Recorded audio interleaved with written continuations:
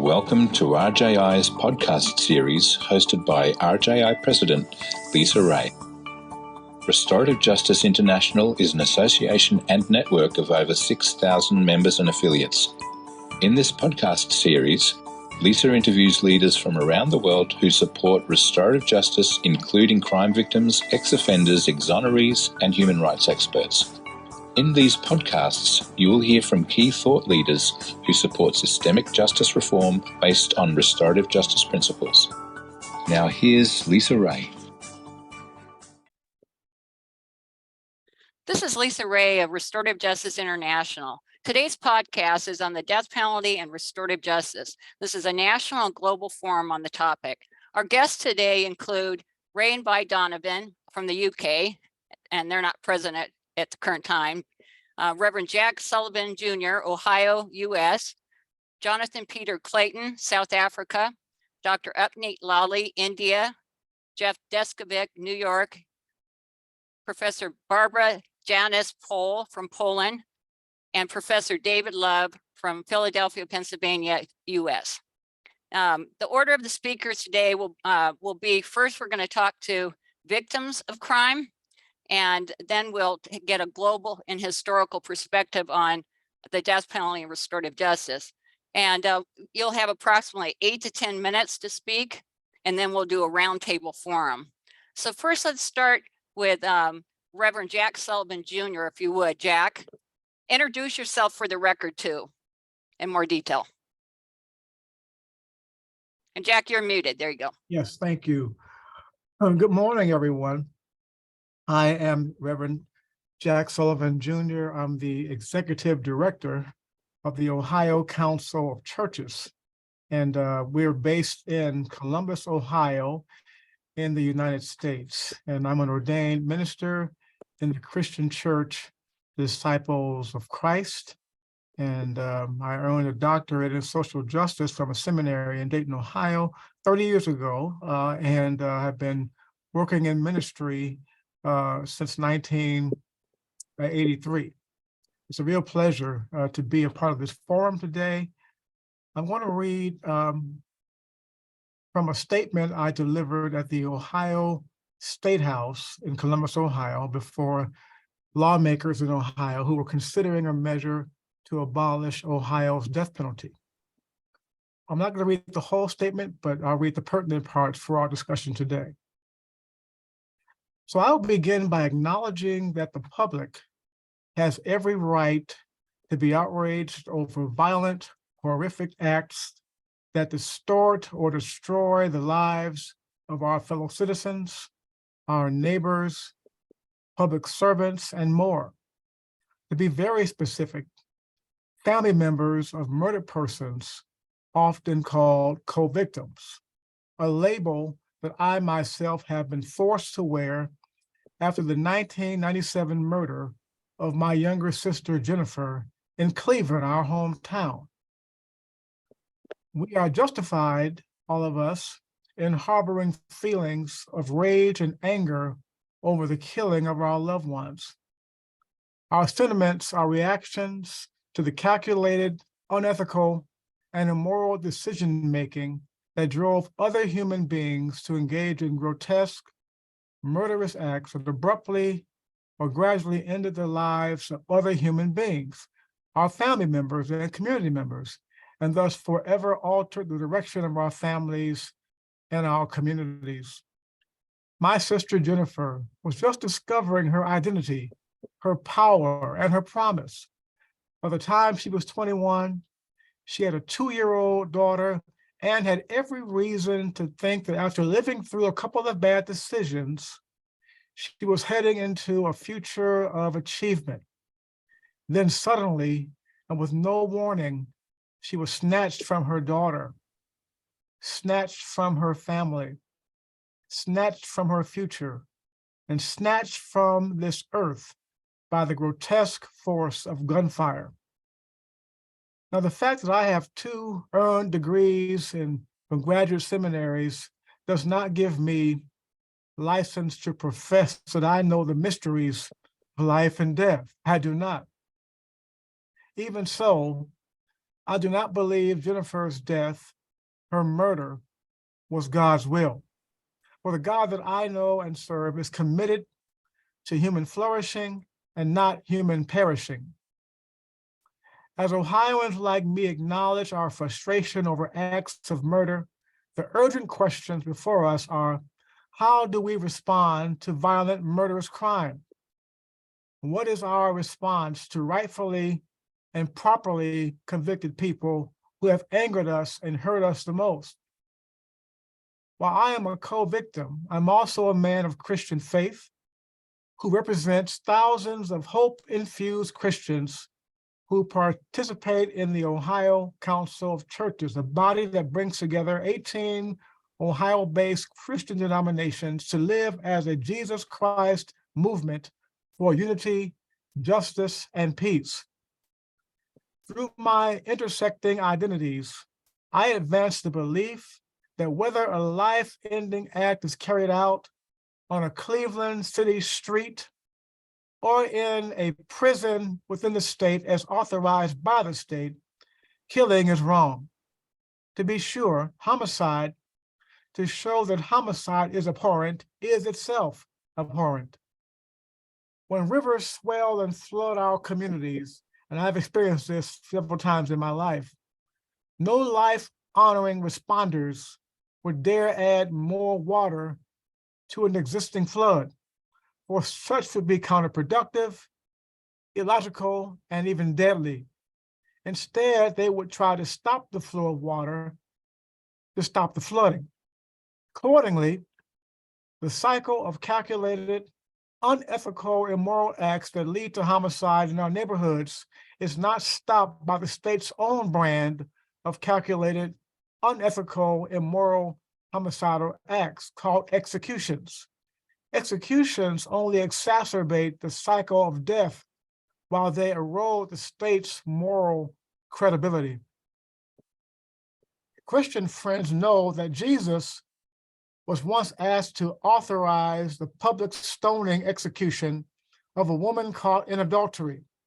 Interestingly, her male counterpart was not convicted and not condemned, an early sign of bias in the ethically bankrupt execution business. Of course, bias exists in sentencing of death today. It is evident in the fact that the vast majority of Ohio murder cases do not result in a death sentence. Death sentences from rural counties in Ohio are especially rare, and so too is the execution of a defendant when the victim is Black. People of color are victims of violent crimes in Ohio roughly 66% of the time. Yet of Ohio's 56 executions so far, the victims in those cases were white about 66% of the time. The disparities of our legal system do not take away from the awfulness of any crime. But when we talk about the ultimate punishment and use political power to enact it, we also have the moral obligation and ethical responsibility to talk about how we decide who gets it and who does not. Race, politics, religion, and the reality of county lines and county budgets certainly play major roles that must not be ignored. So when Jesus told the woman's all-male jury members that they could stone her only if they were sinless themselves, those jurors walked away because, of course, they were not sin-free. Sparked by love and justice, Jesus disrupted an execution and redeemed a life destined to be thrown away. It is amazing to me how love will lead one to disrupt and cancel life-canceling systems, because love understands that people can be transformed and people can change. Consider biblical faith heroes, Moses, David, and Paul, the murderer formerly known as Saul. Each one a biblical leader with murder on his resume and within his credit file, yet God transformed them all and blessed them to become pillars of the faith that so many of us even myself, call our own.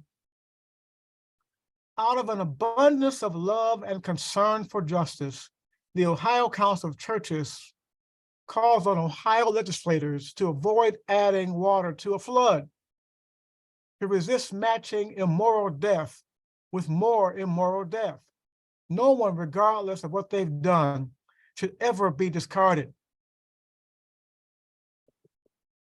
We thank our lawmakers here in Ohio who are behind measures to abolish Ohio's death penalty. For I believe the death penalty is a hollow instrument of death that is historically racist, economically wasteful, and structurally classist.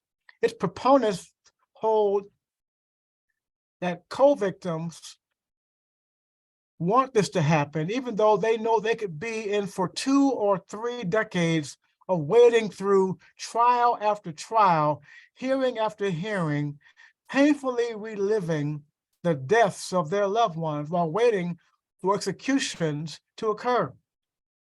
Some say speed up executions. However, if we follow this path, we run the risk of wrongful executions. 15 Ohioans who faced death at trial had been exonerated and freed. 4 were released from life sentences, and 11 after having been condemned to death, all for crimes they did not commit. For many, it was after decades of being on death row or in prison. That's another way we pull the rug out from under murder victim family members, when we send the wrong person to death row or prison, leaving the real guilty parties free to kill again. To be sure, no matter how much faith state officials say they have, they cannot bring wrongly executed persons back to life. Ohio's death penalty was enacted in 1982, and our state has conducted 56 executions since 1999.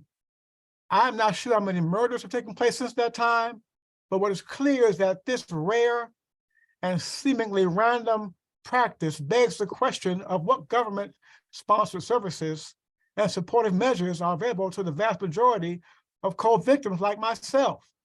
I can tell you, though, that my family received nothing from the state of Ohio in response to Jennifer's murder.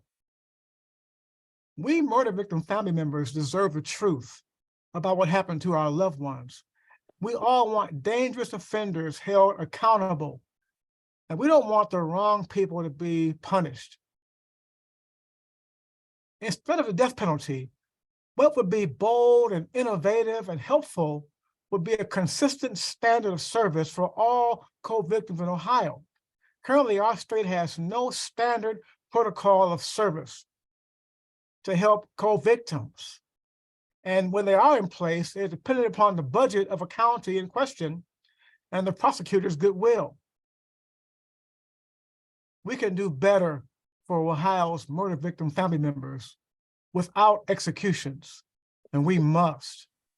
So in conclusion, we Christians who are part of the Ohio Council of Churches, emboldened by the renewable and sustainable Holy Spirit power, are saying no to retribution, no to vengeance, and no to retaliation, and yes to love, yes to redemption, and yes to the restoration of victim families. Thank you very much.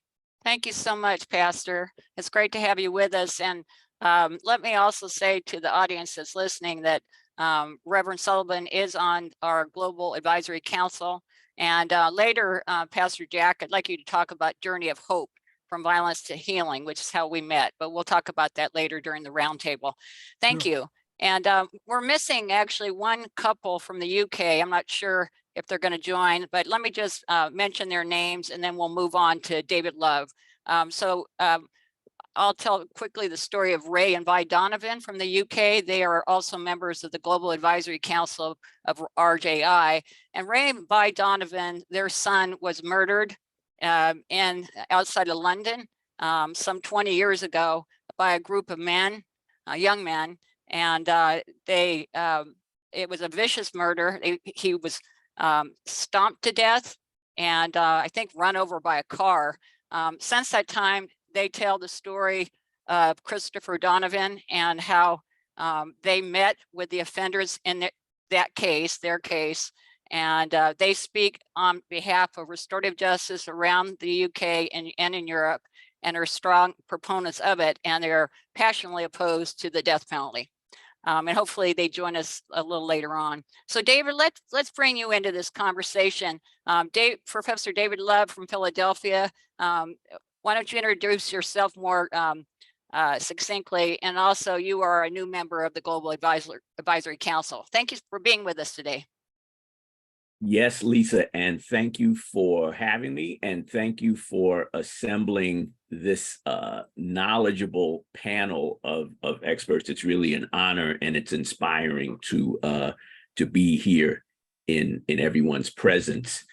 So my name is David Love. I am a professor at Rutgers, a professor of journalism and media studies. I focus on ethics, law, race, politics, human rights, and social justice. I have a background in journalism, in law, in policy, and also advocacy.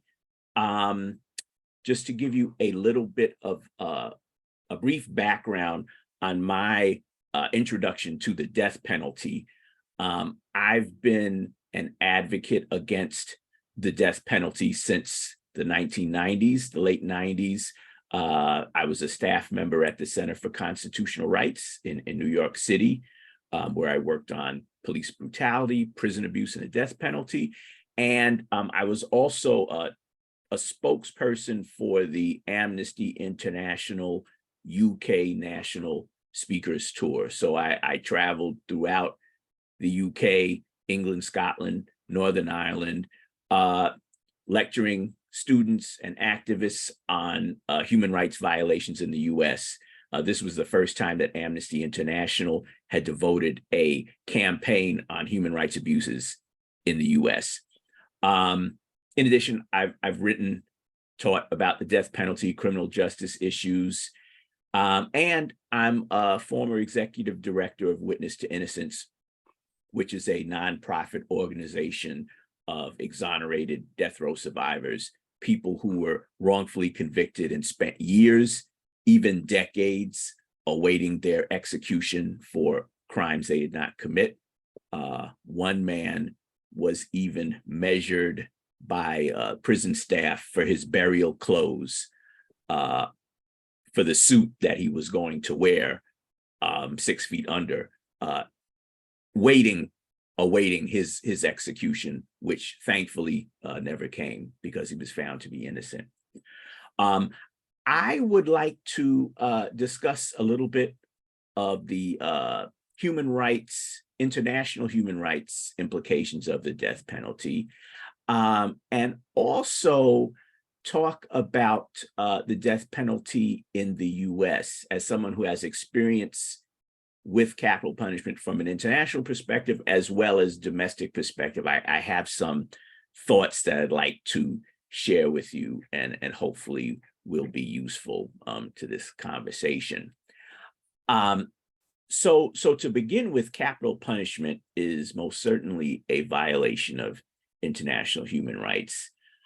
When you look at the various international treaties, it's pretty clear, the conventions. One example, the International Covenant on Civil and Political Rights, which essentially says that no one shall be subjected to torture or to cruel, inhuman, or degrading treatment or punishment. When you look at the European Convention on Human Rights, the American Convention on Human Rights to abolish the death penalty, the International Convention on the Elimination of All Forms of Racial Discrimination, Convention on the Rights of the Child, and other conventions, it is clear that there is a robust international framework that goes against the death penalty. And also I'll mention that the UN General Assembly, the the end of last year, adopted a resolution calling for a global moratorium on the use of death penalty with the goal towards ultimate abolition. Nevertheless, last year, at least 2,016 death sentences in 52 countries, a slight decrease from the previous year, and at least 28,282 people were known to be under death sentence globally. And Amnesty International recorded at least 883 executions in 20 countries in the year 2022, up by 53% from 2021. And of course, it's worth noting that the data do not reflect certain countries such as North Korea, Vietnam, Syria, and Afghanistan. The data are unknown. But of the countries that we know of with the most confirmed executions, China is first with thousands, followed by Iran with at least 576, and then Saudi Arabia, Egypt, the US, Iraq, Singapore, Kuwait, and Somalia.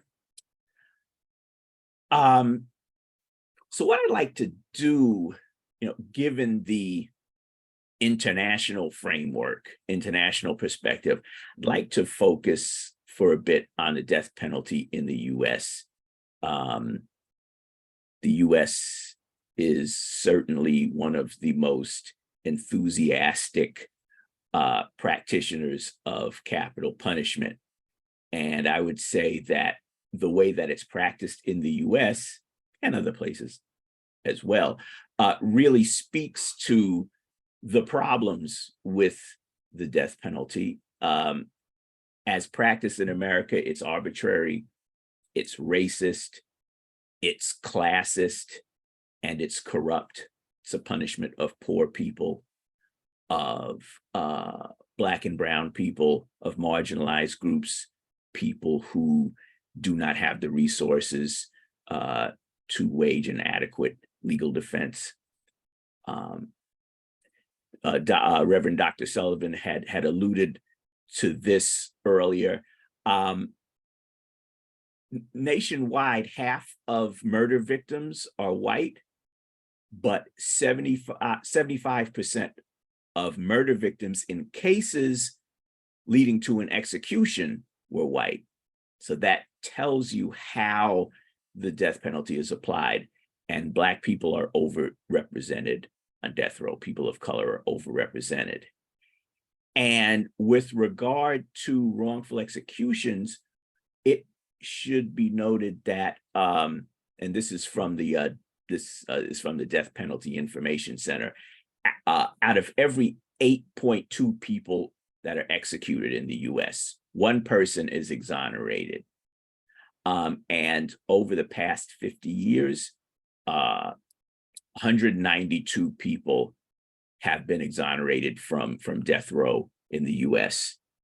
They've been found innocent. And the leading contributing causes of wrongful conviction in death row exonerations: official misconduct, 82% of cases; perjury or false accusations, 76%; false or misleading forensic evidence, 32%; inadequate legal defense, 23% of cases; false or fabricated confession, 17.6%; mistaken eyewitness identification, nearly 12% of cases. And all of this information comes from the Death Penalty Information Center, which is an invaluable resource for understanding the scope of the problem. And then finally, I would say that the US death penalty really provides a window to understand how unaddressed trauma and racial violence translates into policy. And I think that it's no accident that of the 1,570 executions over the past 50 years, 1,280 were in the South. Of that amount, 583 were in Texas alone. This, to me, reflects the legacy of slavery and lynching and violence in this country. The South had the most lynchings of people during the era of Jim Crow segregation, and also accounts for the vast majority of executions. The South accounts for the most violence. The region has a long history of violence, long legacy, a legacy of dehumanization of people, worst record of social uplift and social welfare, poor record on women's rights, at the bottom in education, health, poverty, and other measures of well-being. And lynching, and there were thousands of people lynched in this country. Lynching was a ritualized mob violence system designed to maintain the status quo of race, economic power, and much of that lynching was brought into the legal sphere through capital punishment in America. So it was cleaned up, it was legitimized, it was made more respectable through the trappings of the law, the respectability of the court system. And that, I believe, is the situation that we find ourselves in today. And I'll just finish by saying that we should really note that the European Union has played a fundamental role in stemming the tide of executions in this country through their advocacy work in ensuring that US states do not receive the chemicals, the lethal chemicals that are used for injections. It has really, I think, put the brakes on capital punishment in the US. Unfortunately, some states, with their desire to kill more and more people, are now reverting back to firing squads, electrocution, and hanging and other barbaric systems in order to maintain executions. But then again, capital punishment itself is barbaric. Lethal injection gave the impression that somehow it is, gave the impression that there was a more civilized alternative, but we know that's not the case. Anyway, that's all I'll say for now, and thank you. Thank you, David, so much. Let me add one other thing, and then we'll move on to UpNeat. Well, a couple things. You gave us a lot of statistics, and I'll add this one. The number of countries that have abolished the death penalty to date is 112. And also 6 countries abolished the death penalty either fully or partially within the last year. And so one other comment too, as David was talking about witness to innocence, I actually met a man by the name of Greg Wilhoit, and I think David might know that name. I met him through an event with the Journey of Hope, which Reverend Sullivan will talk about later. But he was a man in Oklahoma who was put on death row, and he was innocent. He was charged with murdering his wife, and he was convicted on dental bite marks on his wife's body, which is junk science. So he was found to be innocent and exonerated, and I met him in Texas. And he ended up being freed. As I said, he was exonerated, but again, a severe reality of the death penalty in the US and globally. So Upnate, we'll go to you now. Introduce yourself, and Dr. Lally is on our Global Advisory Council from India. Thank you. Thank you, Lisa. I'm a doctorate in psychology, and I'm also a law graduate as well. And I've been associated with Restorative Justice International since the past few years. And currently I'm dealing with the training of prison officers and police staff, and also dealing with policy issues. And on this topic of capital punishment, it's something I would just mention that, yes, India is one of the 55 countries that retains the death penalty. It's something that was in a penal code by the Britishers, and we had a lot of our freedom fighters, in fact, being hanged to death. We have continued with the death penalty. The Supreme Court has also held in a number of judgments that in the rarest of rare cases, and currently we are at a different stage today, which I'll just discuss. But I'll just mention a personal connect with the death penalty. A few years back, there was, a person who was going to be hanged, and I was visiting the prisons. I visit prisons all over the country.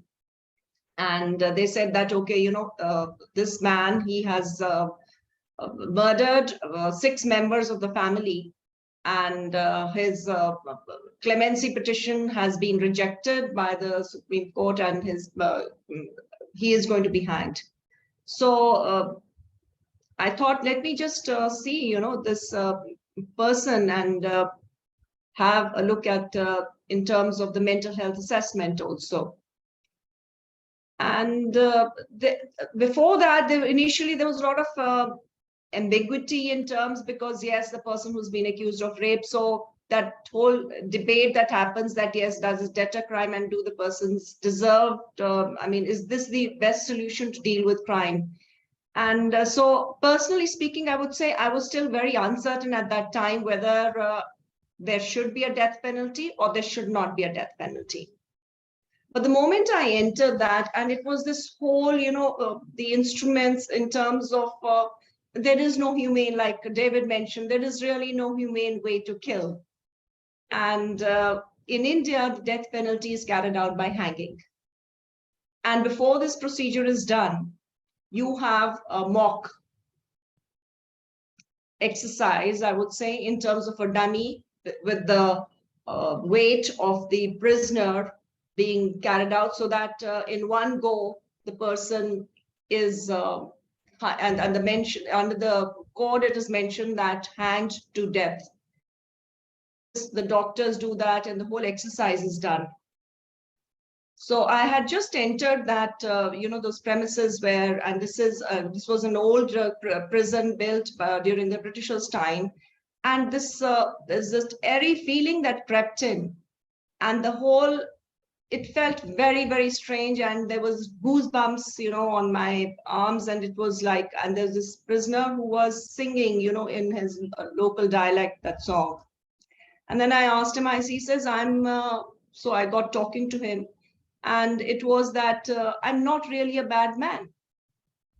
And then he started narrating his life events that had taken place. And he was accused of rape, to cut the long story short. And because he was sent to the prison, and at one time he was found guilty of that offense of rape. So in terms of wrongful convictions, his was a case where he had been wrongfully convicted for rape. And when he was released on bail for some time when his trial was going on, so out of revenge, he murdered the family members. So that he admitted. And that's the time it struck me about, why, I went into restorative justice, that here was an opportunity for the person to have, there could have been an entirely different story that could have happened.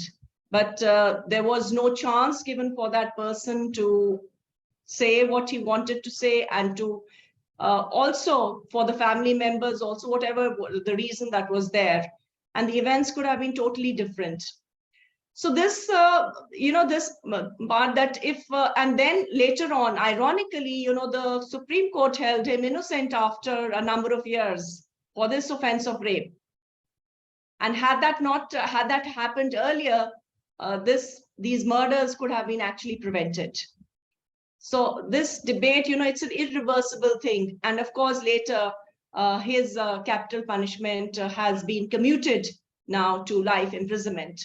So today he is in the prison and he has released he's a good singer. So he's released a song saying that he wants the world to know not about his offense, but also that he is something more than the crime that he has committed. So that's on a personal note, that sets the talk for the death penalty in terms of total transition and total change that is there. But to mention about in our country today, we have about 539 prisoners who are under sentence of death. Around 100, on record, it's 165 executions we've had since 1947, since India got independent. However, there are disputes about this figure, so it comes to 752.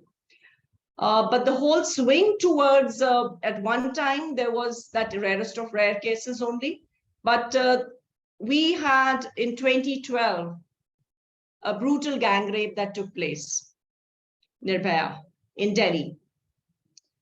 And the whole public opinion and political push moved towards harsher sentences. And there was an amendment in the criminal laws, which led to a lot of sexual offenses against women and children also being sentenced to death.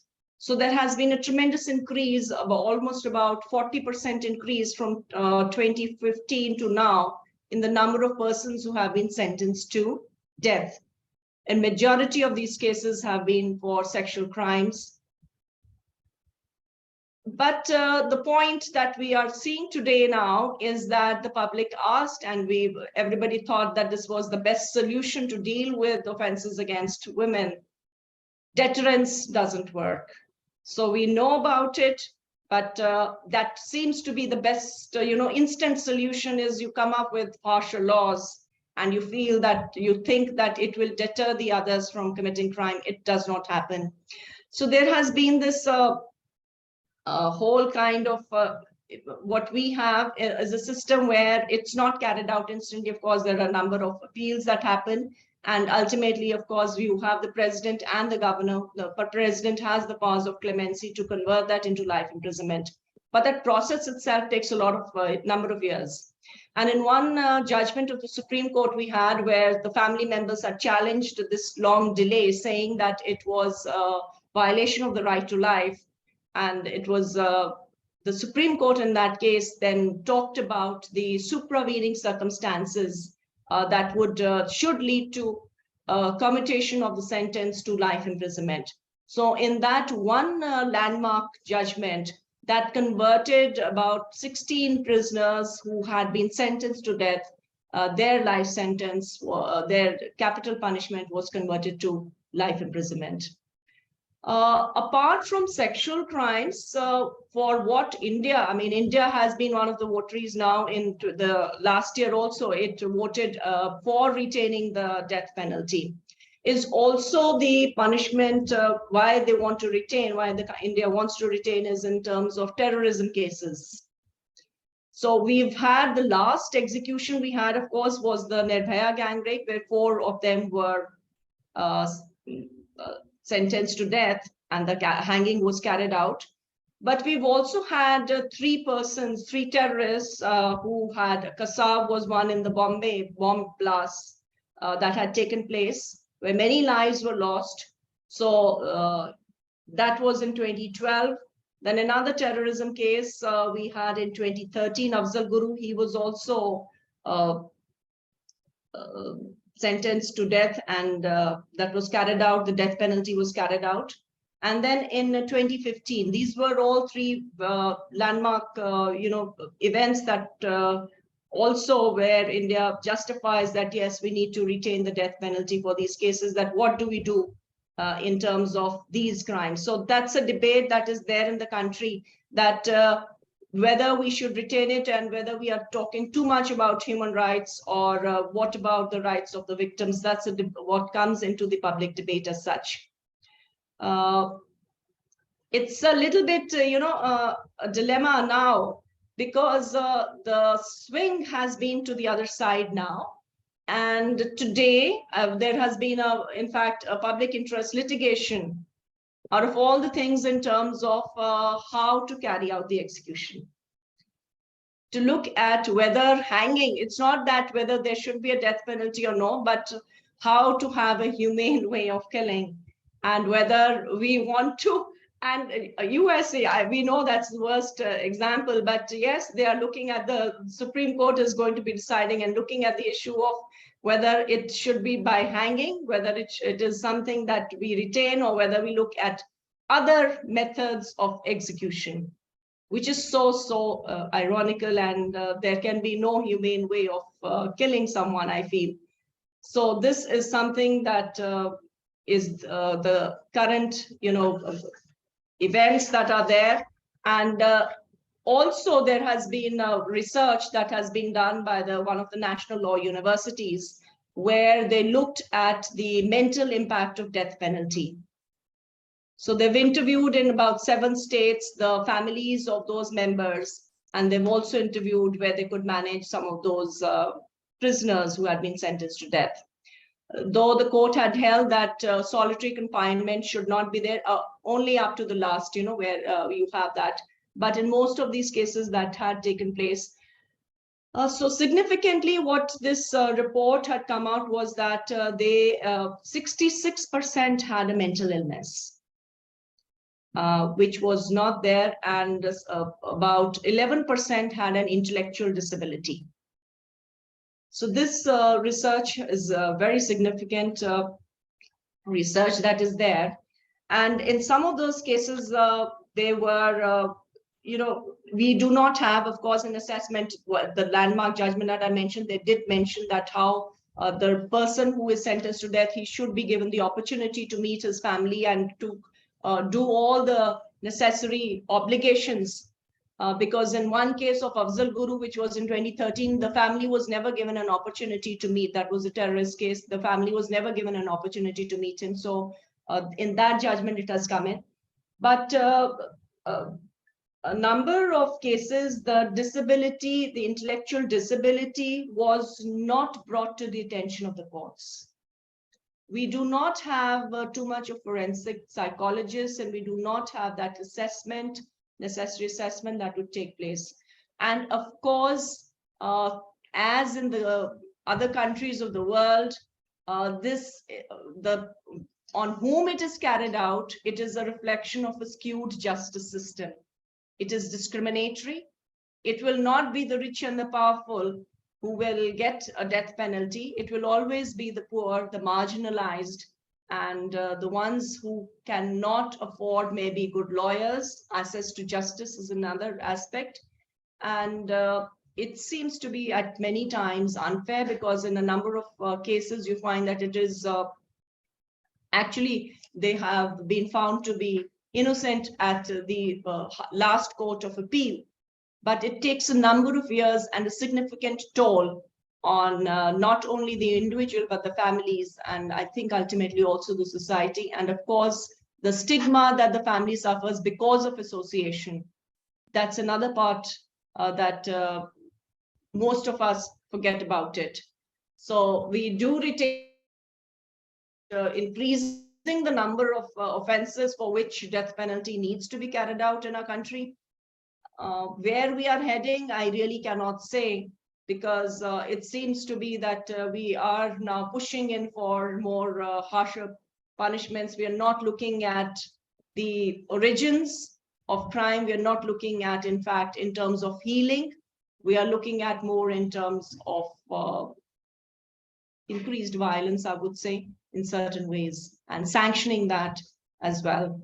So this is, but yes, I mean, I do not have answers when I'm asked that, okay, I mean, I don't think there is an easy answer to how to fight terrorism, or what do you say if somebody has killed so many people.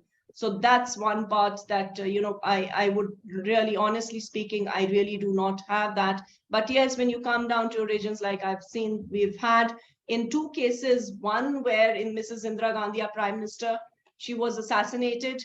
So the gunmen who had assassinated, they were hanged. We've also had her son, in fact, who was the Prime Minister, Mr. Rajiv Gandhi. His assassins, that's another case where they have not been, they were sentenced to death, and their life sentence, it was commuted to life imprisonment, and now they are free as well. So it's a little bit of, circumstances and all those things, issues that take place, and the whole trajectory that is reflection of the different moves and different waves that one comes across. So that's all from my side. And I really look, I mean, from Jack Sullivan. So from the victim's perspective, because we all think that victims want this. Not every victim may want the person to be dead as such and to be sentenced to death. So I think the predominant voices are voices which carry the weight through the media that ultimately get reflected in the policies as well. So thank you so much. Thank you so much, Dr. Lawley. Yeah, and you actually opened up the next conversation we're going to have. So I'm going to make this now a roundtable discussion, but I want to bring up a few issues. RJI works with victims of violent crime around the world, and much of our advocacy is through victims of violent crime who support restorative justice. And we always ask the question, what kind of healing can they find through restorative justice, and do they find? And also, how do victims view the death penalty? So let's talk about that.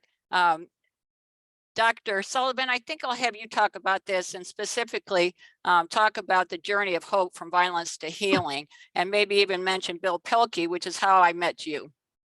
Sure, thank you. I'll begin with Bill Pelkey. Bill Pelkey was a Christian man who some 26 years ago appeared on the Oprah Winfrey Show in the United States with 2 other people.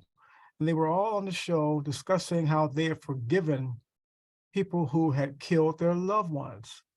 Bill's grandmother had been killed in Indiana.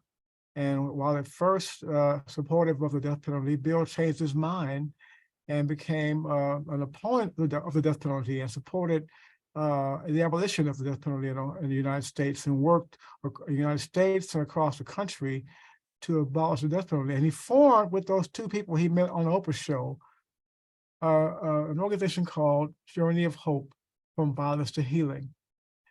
And Journey of Hope is comprised of people like Bill and his partners there on the Oprah Show, and people like me and so many others whose loved ones were killed, but people who dare to stand up amid the criminal justice system, speak to prosecutors and juries alike, and say, don't kill in our names. We do not support the death penalty as a means of responding to the death of our loved ones. We are supportive of life. We're not anti-accountability, but we are anti-death. And so we Journey of Hope has been all over the world articulating this posture. I met Bill in 2015 and joined Journey of Hope the following year, and traveled across the country with Journey of Hope members, who include not only co-victims, but people who were on death row and who were exonerated, people whose loved ones are on death row, and people whose loved ones were executed. And then there are people who had none of that terrible stuff happen to them, but they are supportive of abolition.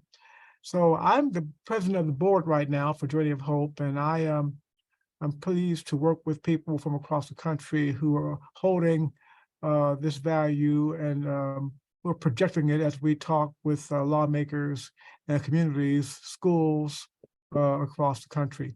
Now, that's a bit about Journey of Hope.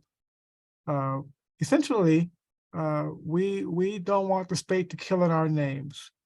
It doesn't help us. And one of the points that people who are supportive of the death penalty believe is that executions will bring closure to co-victims and their families. Well, there is no closure for us. There's nothing the state can do, particularly through executions, that can bring us closure. What brings us, though, restoration is for the investment to be made in our families' well-beings, and in cases where we can, to talk about what happened to our loved ones. Why did a person feel that he or she had to kill our loved ones, and how can we work toward understanding and maybe even forgiving the person down the road. Although forgiveness is not necessarily the point of our work, it does happen, but certainly we want people's lives to be restored. We believe in transformation, that a person who's committed horrible things can change and should not be executed, because who are we to preempt someone's transformation process in their lives? So that's what we do in Restorative Hope, and I'm committed to that work as a minister of the gospel myself. And Pastor Jack, why don't you also explain in the case of your sister's murder, the fact that the perpetrator was never found, is that right? That is true. Jennifer's murder was never solved. Detectives, I think, did what they could at the time to resolve the murder, and unfortunately, they did not find anyone to hold accountable for Jennifer's murder. Now, I will say that many times when there is a mass shooting and a mass killing, prosecutors and officials use language such as this: these are the worst of the worst cases. Well, I can tell you, if you've had even just one loved one killed through murder, that for you is the worst of the worst. And so I recommend that prosecutors don't award murder style points because of the volume of deaths. Every murder deserves to be taken seriously. Every family deserves the full weight of the investigative process to solve the crime of the murder of their loved ones. I think if Jennifer's murder had been given the worst of the worst status, maybe more resources would have been dedicated towards solving her murder. I don't know, but I suspect that when worst of the worst titles are used, resources tend to follow. Mm-hmm. And Jack, let me ask you this. If that perpetrator had been found and convicted, would you have chosen restorative justice? Would you have chosen to meet that individual? Yes, I can't say it would have been right away, because after all, we were hurt and we were angry, but we were not interested in a life for a life. And so I do know that after we finished the burial and making decisions for Jennifer's daughter's life, and she moved in with us, my family, after those decisions were reached, I'm sure that we would have been, and I would have been interested in talking with the person if he or she had been apprehended and brought to trial. And again, I would have been trying to figure out some way for this person's life to be restored without being claimed by the state. You know, I wouldn't want two lives to be thrown away. I mean, obviously one was through the murderous callous acts, but I wouldn't want the state to engage in callous acts itself in response. All right, thank you so much. And David, I want to bring you into this because I want to talk about prosecutors and their positions on the death penalty in the U.S. And really, that's a global issue as well. And just the politics behind the death penalty. Can you give us some perspective there? Yes, well, I would say that for far too long, particularly from the 1970s and the war on drugs and the tough on crime policies, there was a built-in incentive for prosecutors to really have this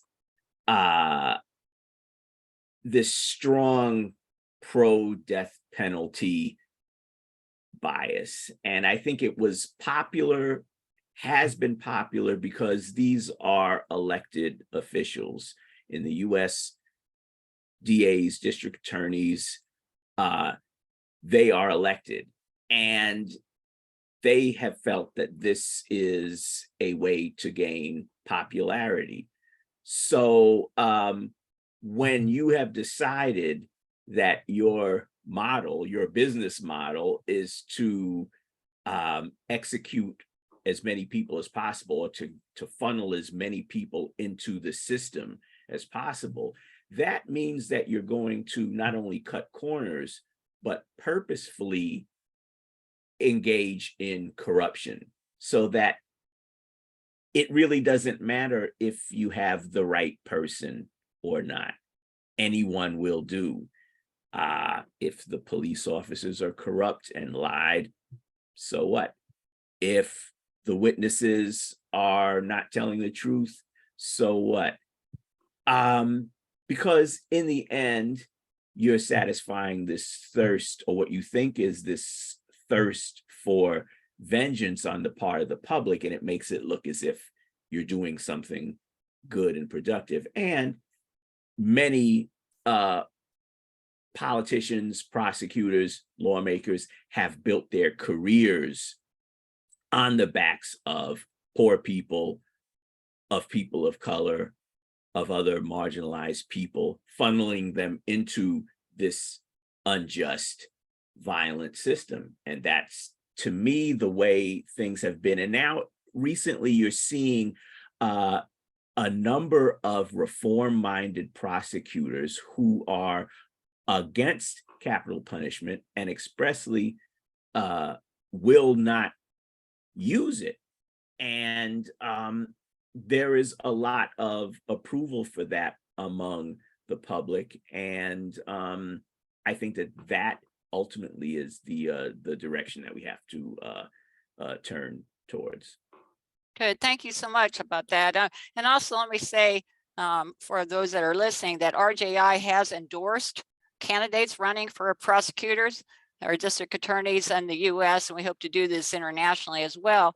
And they oppose the death penalty, but they support restorative justice to give more power to victims of crime, victims of violence, because it empowers them. And to us, that's the response to the tough on crime rhetoric that doesn't work. So let me move on, and let's bring in Professor Barbara, who hasn't spoken yet. So yes, it's great to have you. Thank you, Barbara. And let me bring you in and ask you this question, and you can give us kind of more background about yourself too. But let's talk about trends towards ending the death penalty globally. Can you give some input about that? And also, in Poland, the death penalty is not used; it was abolished. So, can you give us some perspective there? Thank you.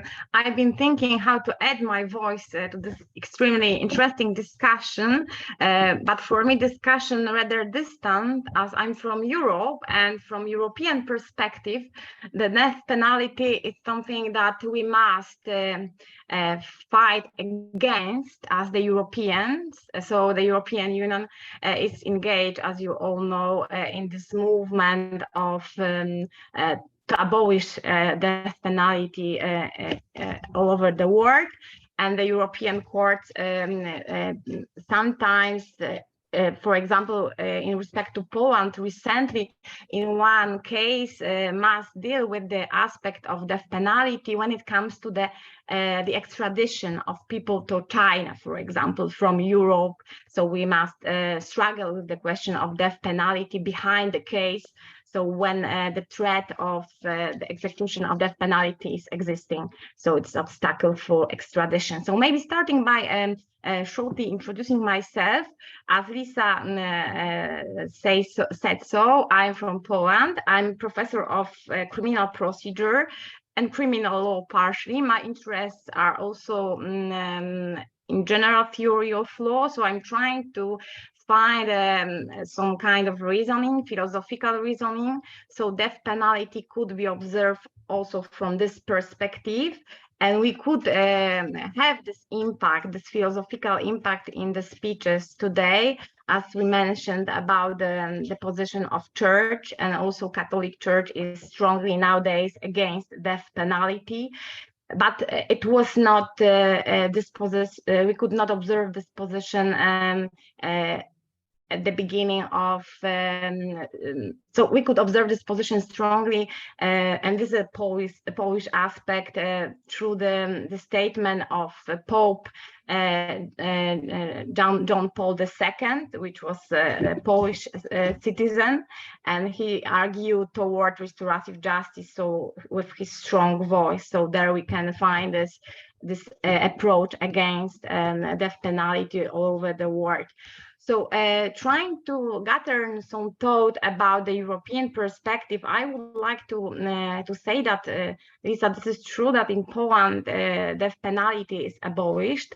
But one small fact is still very interesting. It is rather historical fact, as we have still binding law in Poland, and this is a law which is binding, but has not any significance nowadays. It is the law connected with the Second World War and a special act on the punishment of the Nazi criminals guilty of murder and abuse of civilian population and prisoners of war. It is the act of 1944, August, and so in Polish language, it is called Sierpniówka, and in this act particularly, the death penalty is still binding, but this penalty could be applied to act committed between 1939 and 1945. So this is a fact, historical fact, but in terms of law, this law is still binding. So this is a very particular act. But speaking about the rather important events, we must underline that in Europe, we are all covered by the protection of the European Convention on Human Rights, and especially the Protocol 6.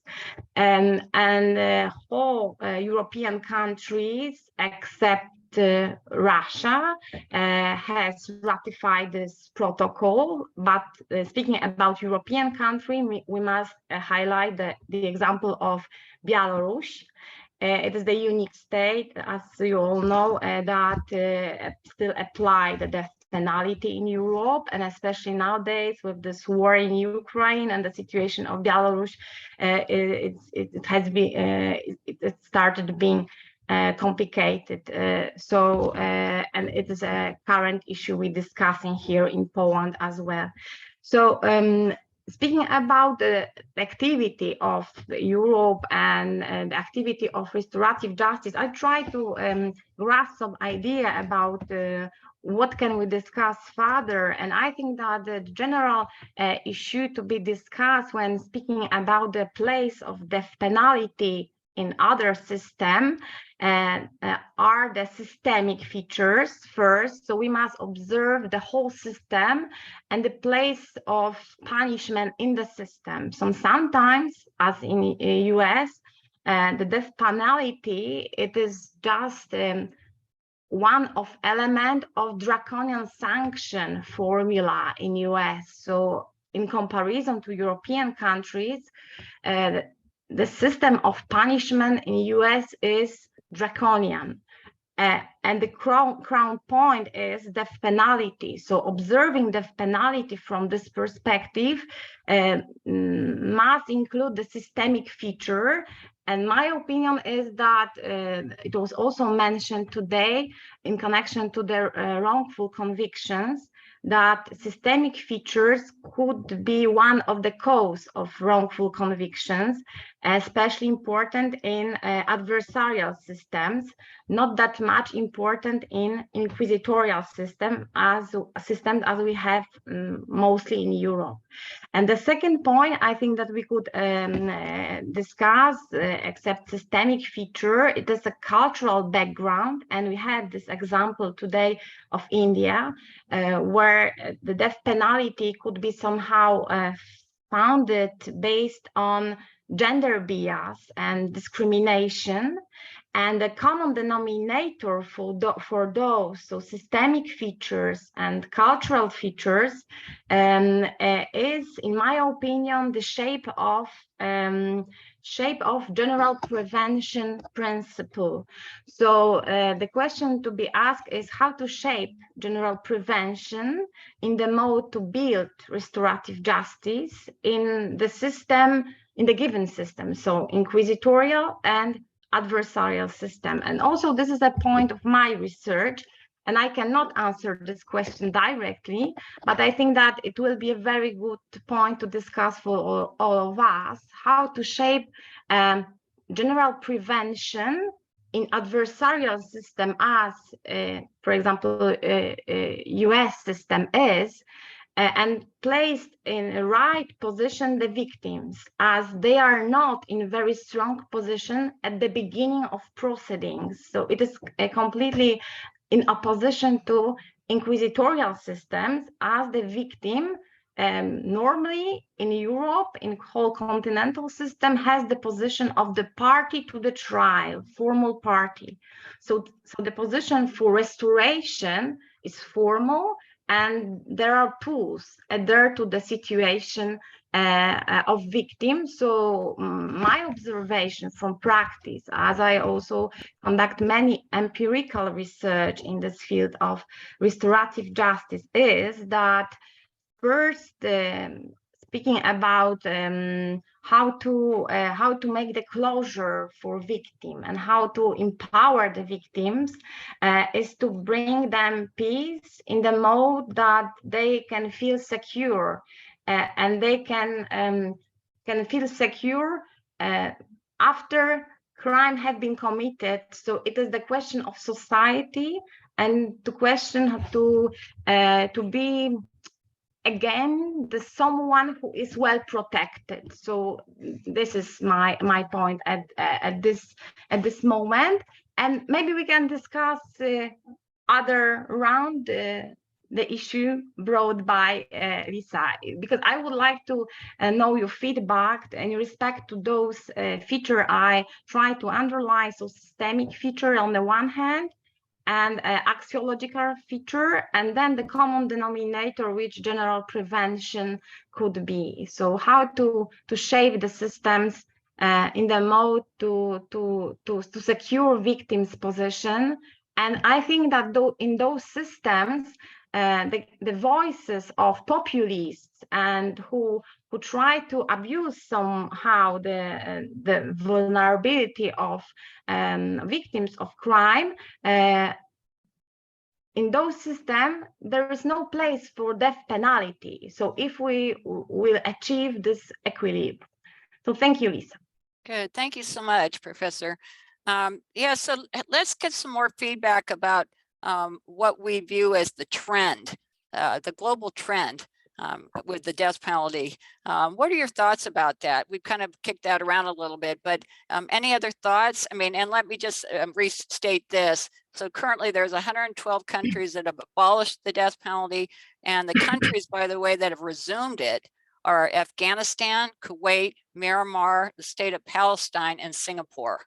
So Upneat, Dr. Lowthy, you want to give more comments on this about trends that you see?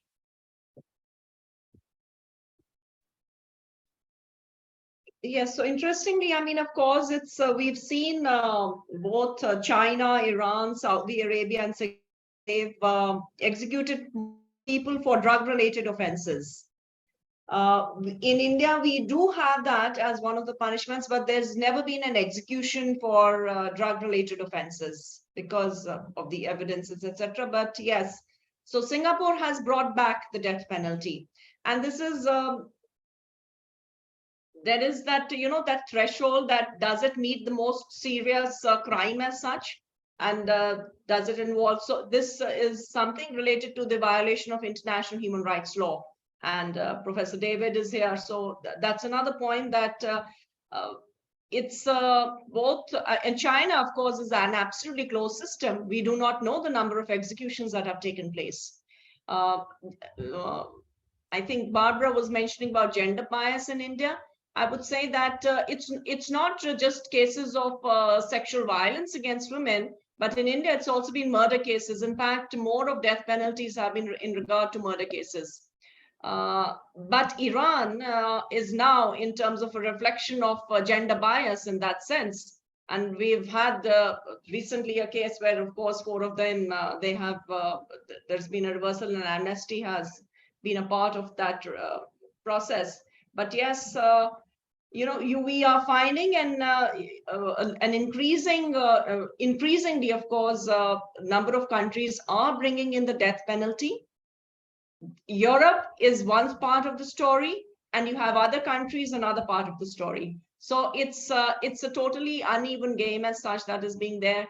There is no universal, embargo that is being played on in terms of abolishing the death penalty totally as such. So we do have where we have you have about 55 countries that have retained, but there are also 23 countries that have not executed anyone for over the past 10 years, though they have not abolished the death penalty.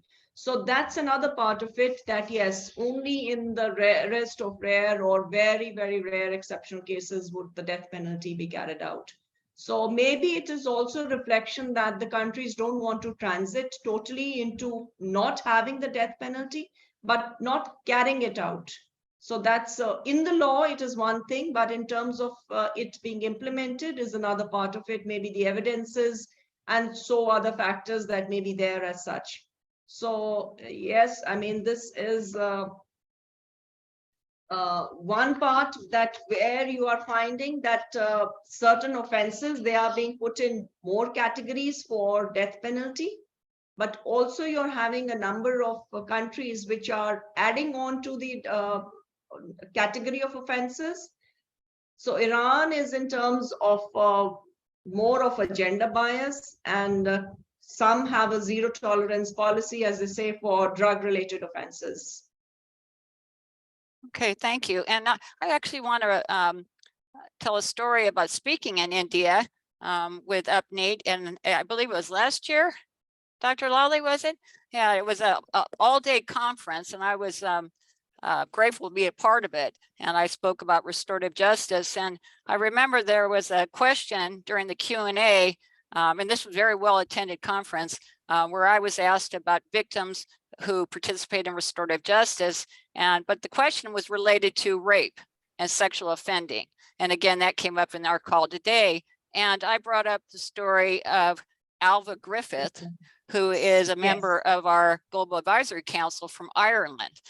She was a victim, a survivor of severe sexual assault, and her offender did time in prison. He did a small number of years, actually, as I recall, something like 8. And that was according to the matrix of the system in Ireland. However, Alva chose to meet the offender in her case. And she, at the time, didn't really know what restorative justice was, but learned about it and pursued a professor who's also connected to our Global Advisory Council, Dr. Marie Keenan. And she pursued her because she heard that maybe she could learn about restorative justice and choose it for herself, and she did. So she met the offender. Her story is told on our website, a podcast with Alva Griffith and Dr. Keenan.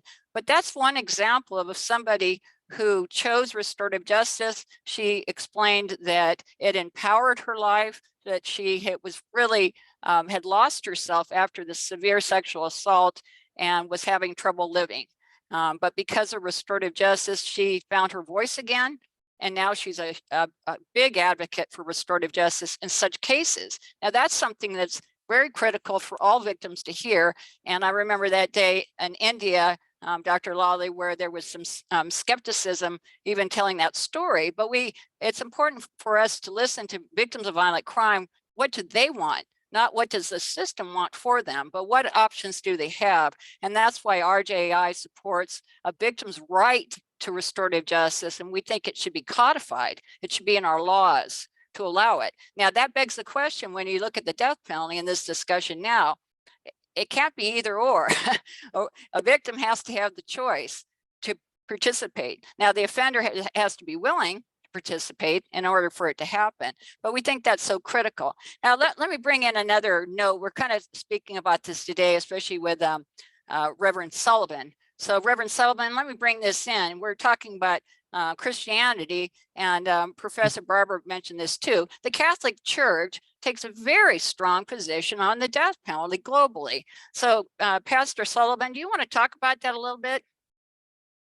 Well, I do know that Pope Francis called the death penalty inadmissible, and that reverberated across not only the Roman Church, but I think much of Christianity heard his words, and I think minds began to change and hearts began to move. I do know that there are some Republican or otherwise conservative lawmakers in Ohio, some of them who are Catholic, who have changed their positions on capital punishment, saying aloud that if they were pro-life concerning being anti-abortion, then they could not in good conscience be supportive of the death penalty because it is definitely not pro-life. So to be consistent with their convictions, so many conservatives are now supportive of abolishing the death penalty. And then there are Protestants like myself and all over the map, many of whom support the death penalty, but I think a growing number are awakening to the possibilities that the death penalty is wrong for America, wrong for Christians, and wrong for anybody of goodwill who believes in life and the possibility that lives can be transformed. And certainly people who believe that the cycle of death and violence has to end, but will not end if the state commits violence and death itself. Very good, very good. Any other comments on that subject? No.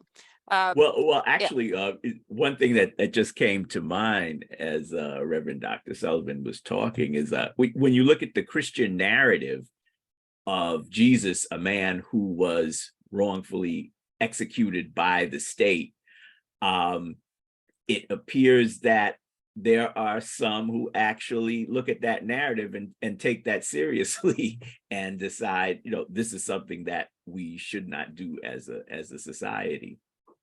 Yes, and let me also mention something that came to mind as we were speaking about this.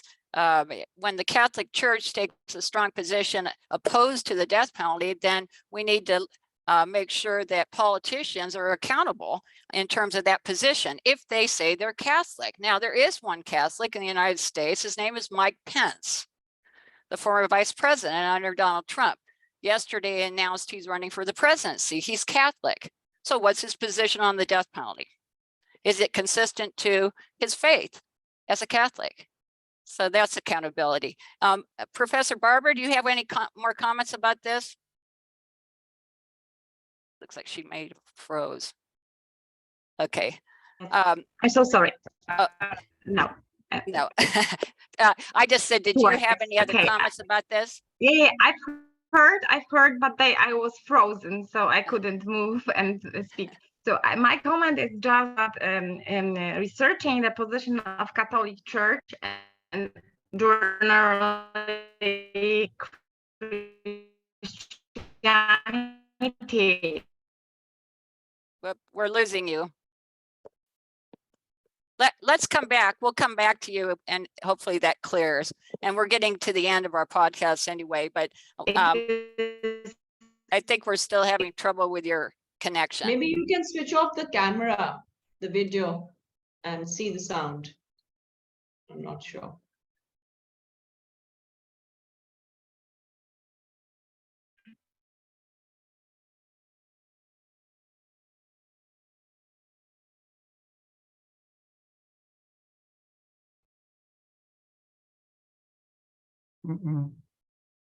Can't hear you, Lisa. I can't hear you at my end. I'm not sure about the others. Sorry. So sorry. That's my error. I was just going to say we're going to conclude very soon, but I wanted to to add this, Restorative Justice International has never been an organization that focuses on the death penalty. However, since we work with victims of violent crime, they tell us what they're interested in. And that's how I've met people like Bill Pelkey, who's no longer with us, and Professor Sullivan, and so many others around the country and outside the country, because often they take a position opposing the death penalty, and then they learn there's something called restorative justice. And that's where the connection is between the two subjects. And also, we take a strong position on wrongful convictions. And one of the people that was supposed to be on this call today and couldn't make it is Jeff Deskovic. He was exonerated for a crime he didn't commit. At the age of 17, he was convicted of rape and murder. He was found to be innocent. He was exonerated. So we work with him and others, but that connection between the death penalty and wrongful convictions. And so we ask, what's the chance of executing an innocent person? So Professor Love, why don't you weigh in on that, and then we'll soon close the podcast. Yes, well, as I had mentioned, over the past 50 years, there have been nearly 200 people who've been exonerated from death row. And that amounts to roughly one person exonerated out of every 8 people executed. We have to know that many innocent people have been executed. And I would argue that it's not by accident, but it's by design, because it reflects a system that is operating the way it was intended to. When you have widespread corruption in the system, where the actors in the justice system are actively working to place innocent people behind bars and ultimately send them to their deaths, I think it's no accident that we're seeing this large number of innocent people on death row. Yes, thank you. So closing comments by any who want to speak? If I may add my comment, can you hear me now? Yes, very good. Okay, thank you. And I just want to finish the phrase which I have been cut. So I just wanted to say that the breaking point with this narration of Christianity against death penalty is linked with Evangelium Vitae encyclic of John Paul II from 1995. So it was the breaking point, because previously the Catholic Church was mainly founded on the Kant and taught that there is a right to deprive someone of life when the core value have been infringed, have been broken. So I think that this point is very important, and as Lisa and the others underlined, emphasized, that this is a very strong point for the politics, for how to shape the policy, as the politics must rely on what is by the head of the church widespread, and the people are less unable to be guided by the populist voices. So this is my statement. Good, thank you. Thank you very much. Other comments?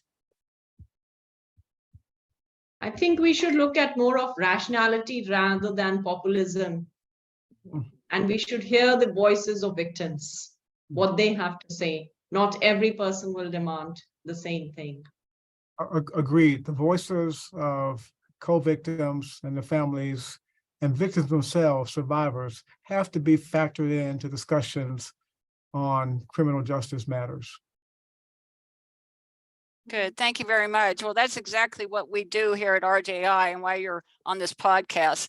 So thank you so much. I think we know that the position to abolish the death penalty globally is morally right. And I think that's how we speak.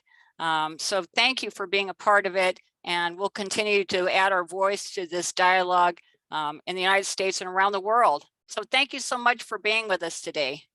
Thank you. Good, thank you all. And this is Lisa Ray for RJI. Good night. Thank you. Good night.